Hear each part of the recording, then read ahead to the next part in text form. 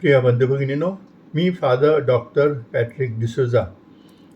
आज मी नियमशास्त्रातील सर्वात मोठी आज्ञा, मत्तेकृत शुभवर्तमान अध्याय 22 वचन 34 ते 40 यावर मनन चिंतन करत आहे. येशूची परीक्षा पाहून त्याला त्याच्या शब्दात पकडण्याचा प्रयत्न करणाऱ्या सदुकी आणि फरीसी यांच्यावर येशू रागावला होता. तरीही पुन्हा ते येशूला शब्दात पकडण्याचा प्रयत्न करताना आपल्याला इथे दिसत आहेत. त्यांच्यापैकी एकाने येशूला विचारले, गुरुजी, नियमशास्त्रातील सर्वात मोठी आज्ञा कोणती आहे?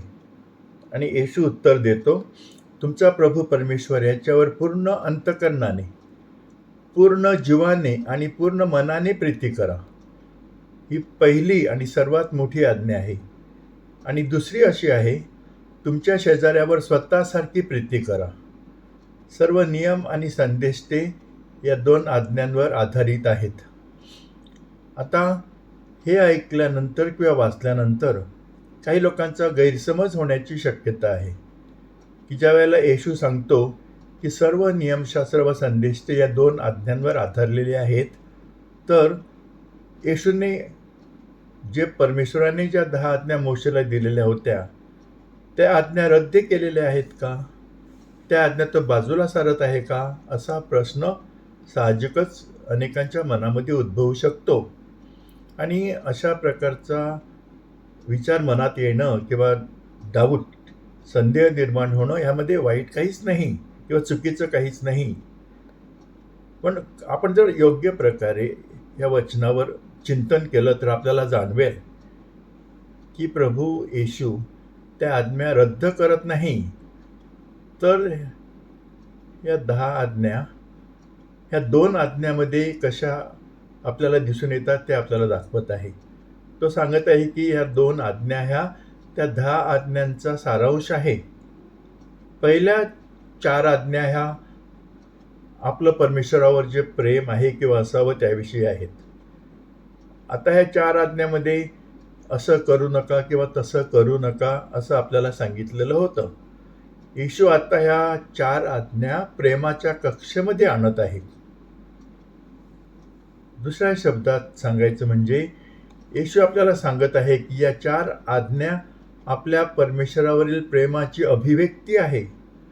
परमेश्वरावरील आपले प्रेम ह्या 4 आज्ञांचे पालन करण्याद्वारे व्यक्त केले जाणे आवश्यक आहे. या आज्ञा परमेश्वरावरील आपल्या प्रेमाचा अत्यावश्यक आणि अविभाज्य भाग बनतात.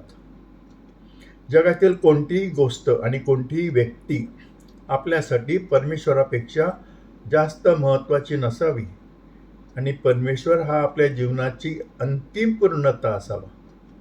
संत पौलांनी वेगळ्या शब्दात म्हटलेलं आहे, ख्रिस्त येशू माझा प्रभू याच्याविषयीच्या ज्ञानाच्या श्रेष्ठत्वामुळे मी सर्व काही हानी असे समजतो. त्याच्यामुळे मी सर्व गोष्टींना मुकलो आणि त्या केर कचरा अशा लेखतो, यासाठी की मला ख्रिस्त हा लाभ प्राप्त व्हावा.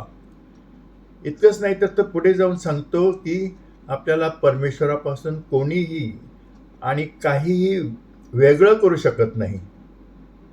तो म्हणतो, माझी खात्री आहे की मरण, जीवन, देवदूत, अधिपती, वर्तमान कालच्या गोष्टी, भविष्यकालच्या गोष्टी, बले, उंची, खोली किंवा दुसरी कोणतीही सृष्ट वस्तू ख्रिस्त येशू आपला प्रभू याच्यामध्ये परमेश्वराची आपल्यावरील जी प्रीती आहे तिच्यापासून आपल्याला विभक्त करण्यास समर्थ होणार नाही. आणि दुसरे असे आहे की म्हणजे दुसरी आज्ञा अशी आहे की आपण शेजाऱ्यावर आपल्या स्वतःसारखं प्रेम करायला पाहिजेत. आता शेजाऱ्यावर प्रेम करायचं म्हणजे नक्की काय? त्यासाठी प्रेम म्हणजे नक्की काय हे आपण अभ्यासलं पाहिजे. प्रेमाच्या 2 किंवा अनेक वैशिष्ट्यांपैकी 2 महत्त्वाची वैशिष्ट्य म्हणजे, एक, प्रिय व्यक्तीला जीवनातून सर्वोत्तम मिळावे अशी आपली तीव्र इच्छा असणे आणि आपल्या प्रिय व्यक्तीला ते सर्वोत्तम मिळण्यासाठी दुःख सहन करण्याची आणि त्याग करण्याची आपली इच्छा आणि तयारी. आता आपल्या प्रिय व्यक्तीला जीवनातून सर्वोत्तम मिळावे अशी तीव्र इच्छा असणे म्हणजे काय? एखाद्यावर प्रेम करणे म्हणजे त्या प्रिय व्यक्तीला जीवनातील सर्व काही चांगलं तर मिळालं पाहिजे. म्हणजे त्या व्यक्तीला त्याच्या किंवा तिच्या आयुष्यात पूर्णता मिळावी. पण ही रिकामी इच्छा नसावी. आपल्या कृतीतून प्रतिबिंबित होणाऱ्या प्रिय व्यक्तीशी एकरूप होण्याच्या आंतरिक इच्छेला तो सक्रिय प्रतिसाद असावा. ह्याचा अर्थ असा की आपण काहीतरी कृती करायला पाहिजे त्या व्यक्तीला सर्वोत्तम मिळण्यासाठी. एरिक फ्रॉम हे सुंदररित्या सांगतो की आपल्याला जे आवडते त्याच्या वाढीसाठी प्रेम ही जीवनाची सक्रिय काळजी आहे. सक्रिय काळजी म्हणजे मी नुसती काळजी करत बसत नाही, तर मी काहीतरी कृती करतो. तो पुढे म्हणतो, ज्यासाठी कोणी परिश्रम करतो त्यावर तो प्रेम करतो, आणि ज्याच्यावर तो प्रेम करतो त्यासाठी तो श्रम करतो. एरिक फ्रॉमच्या मते आपण ज्याच्यावर आपलं प्रेम आहे त्याच्याविषयी निष्क्रिय असू नये.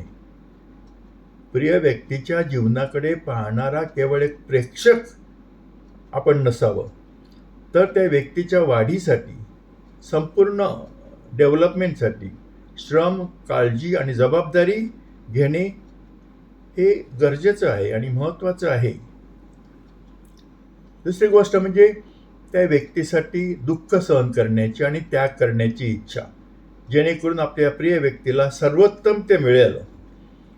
एरिक फ्रॉम सांगतो की बहुतेक लोक प्रेमाकडे मुख्यतः प्रेमाची समस्या म्हणून बघतात.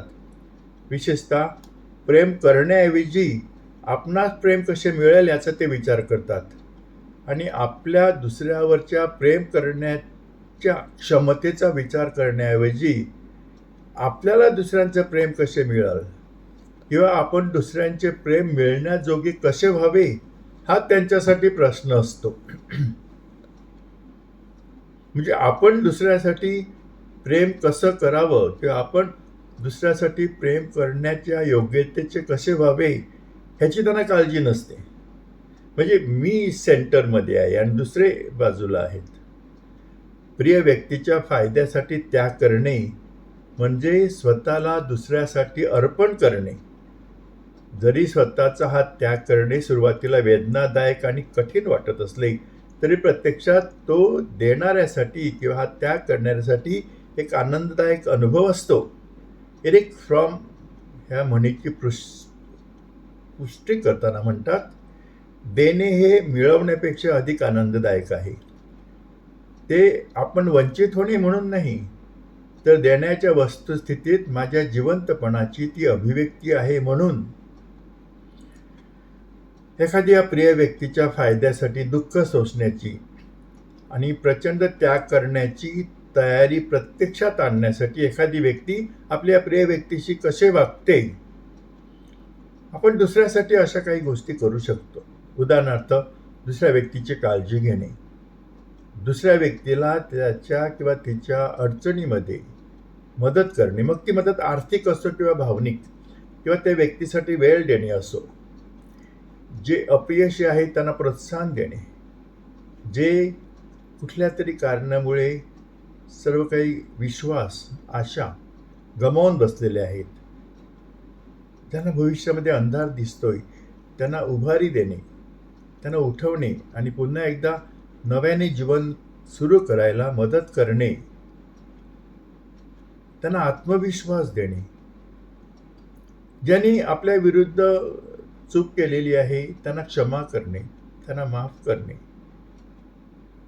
आणि ज्यांनी सर्व काही गमावलेलं आहे त्यांना नव्याने सुरुवात करण्यासाठी हात पकडून त्यांना उठवणे आणि हळूहळू चालायला लावणे इत्यादी. मी काही काल्पनिक अशा परिस्थिती किंवा कृतींची कल्पना केलेली आहे की ज्यातून आपल्याला व्यवहारामध्ये कसं आपण दुसऱ्यावर खऱ्या अर्थाने प्रेम दाखवू शकतो, त्याग करून, ते स्पष्ट दिसून येतं. उदाहरणार्थ, जेव्हा एखादी व्यक्ती आपली आई गमावलेल्या व्यक्तीसोबत बसते आणि जोपर्यंत तिची गरज असते तोपर्यंत त्या व्यक्तीबरोबर असताना काहीच बोलत नाही, शांत बसून राहते.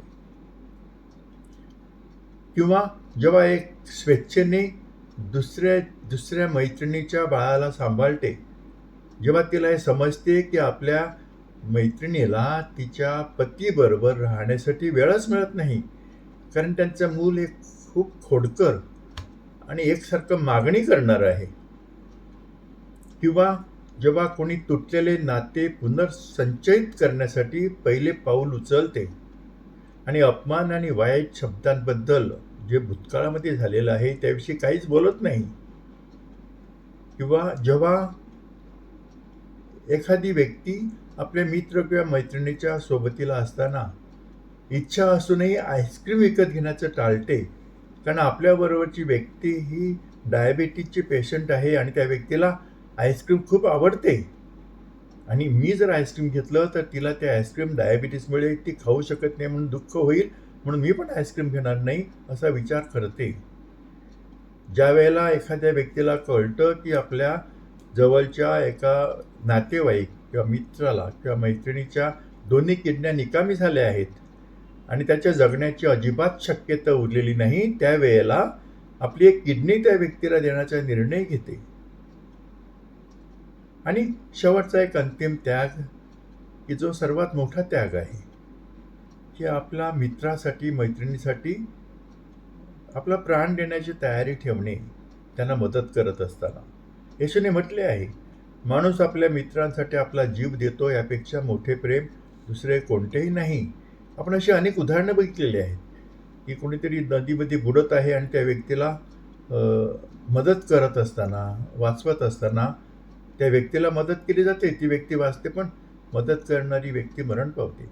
किंवा गाडीखाली कोणतरी येत आहे, त्या व्यक्तीला बाहेर काढत असताना ती व्यक्ती बाहेर पडते, परंतु हा किंवा ही त्या गाडीखाली मरून जातो. ही उदाहरणं आहेत की जिथे व्यक्ती दुसऱ्यासाठी त्याग करताना मरायला सुद्धा तयार होते. प्रेमाचा हा त्यागपूर्ण पैलू परिपक्व प्रेमाचे लक्षण आहे. एरिक फ्रॉमे अतिशय सुंदररित्या मांडतो. तो सांगतो, बाळ प्रेम हे तत्व पाळते. मी प्रेम करतो कारण माझ्यावर प्रेम आहे. तर प्रौढ प्रेम हे तत्व पाळते, माझ्यावर प्रेम आहे कारण मी प्रेम करतो. अपरिपक्व प्रेम म्हणते, मी तुझ्यावर प्रेम करतो कारण मला तुझी गरज आहे. तर प्रौढ प्रेम म्हणते, मला तुझी गरज आहे कारण मी तुझ्यावर प्रेम करतो. प्रिय बंधू भगिनीनो, तुम्ही माझा हा व्हिडिओ अति शांतपणे प्रेमाने पाहिला, ऐकला, त्याबद्दल धन्यवाद. कृपया हा व्हिडिओ तुमच्या मित्रमैत्रिणींना, नातेवाईकांना पाठवा, की जेणेकरून त्यांचाही या मननावरून फायदा होईल. माझं यूट्यूबवर एक चॅनल आहे, त्याचं नाव आहे फादर डॉक्टर पॅट्रिक डिसोजा. या चॅनलवर मी वारंवार मानसोध्यात्मिक म्हणजे सायको स्पिरिच्युअल विषय असलेले व्हिडिओ पाठवत असतो. आपल्याला व आपल्या प्रियजनांना त्यांचा खूप लाभ होऊ शकेल. म्हणजे यूट्यूबचं चॅनलचं नाव आहे फादर डॉक्टर पॅट्रिक डिसोजा. कृपया माझ्या चॅनलला पुरस्कृत करा आणि तुमच्या मित्रमैत्रिणींना आणि इतरांनाही या चॅनलला पुरस्कृत करायला सांगा. परमेश्वराचा आशीर्वाद तुमच्यावर भरपूर असावा आणि तुमच्या सर्वांवर त्याचं प्रेम सदैव टिकावं, हीच माझी प्रार्थना आणि आपल्यासाठी सदिच्छा. आभारी.